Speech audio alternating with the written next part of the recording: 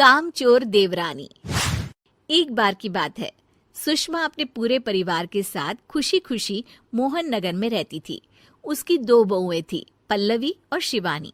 एक दिन दोनों बहुएं रसोई में काम कर रही होती है कि तभी उनकी सास सुषमा उन्हें बुलाती है।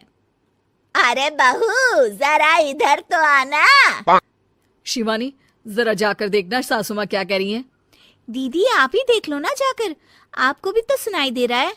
अरे मैं आटा गूंद रही हूँ ना, तुम चली जाओ। हाँ तो मैं भी तो सब्जी काट रही हूँ ना दीदी। अरे बहू जल्दी आओ। ओह, ये तो जाएगी नहीं। मैं ही जाकर देखती हूँ कि क्या करना है। पल्लवी सुषमा के कमरे में जाती है। जी मम्मी जी, क्या हुआ? शाम को घर पर कुछ मेहमान आने वाले हैं, तो तुम अच्छा सा खाना बना लेना बहू। ठीक है मम्मी जी, आप बता दीजिए क्या क्या बनाना है और कितने लोग आ रहे हैं। सुनील की मौसी जी और उनका पूरा परिवार आ रहा है। कुल मिलाकर 3 लोग और हमें मिलाकर हुए 9 लोग। तो अभी से ही तैयारी करना शुरू कर दो।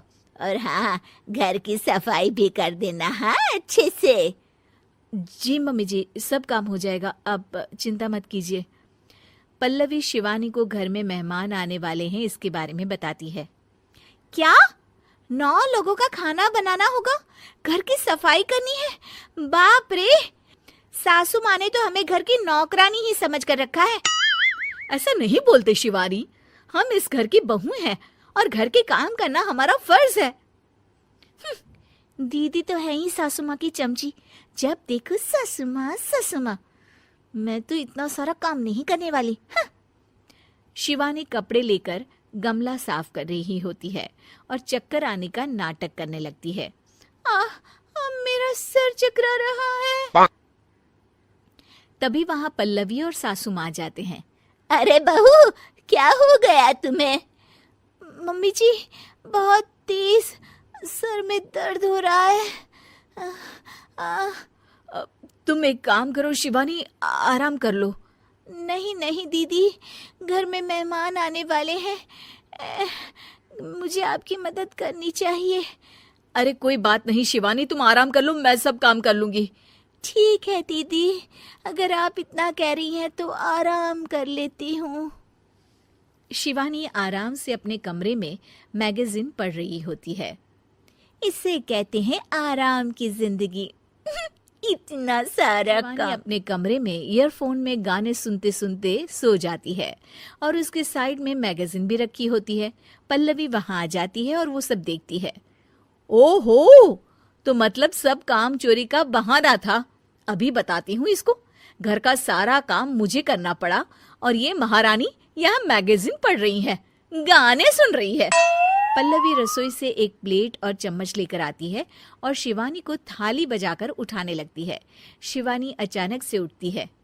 उठ गई महारानी, गाने भी सुन लिए, मैगजीन भी पढ़ ली। तुम तो बहुत बड़ी झूठी निकली शिवानी। तुमने सर दर्द का बहाना बनाया ताकि काम करने से बच सको। हाँ बनाया बहाना, तो क्या करती, इतने सारे काम करती। मुझे कोई शौक नहीं है चापलूसी का। क्या चापलूसी? तुम्हें लगता है कि मैं सारे काम चापलूसी के लिए कर रही हूँ? और नहीं तो क्या। तभी वहां सासू माँ आ जाती हैं। अरे बहू, वो लोग बस आने ही वाले हैं, तुम तैयारियां कर लो। जी सासू माँ, तुझे तो मैं बाद में देखती हूँ। सब खाना खाने बैठते हैं और खाना शुरू करते हैं। तभी सुनील की मौसी बोलती है। वाह भाई वाह, खाना तो बहुत ही अच्छा बना है सुषमा जी। एक एक चीज में क्या स्वाद है। ये सुनकर शिवानी मुंह बना लेती है। उसे अपनी जेठानी की इतनी तारीफ रास नहीं आती।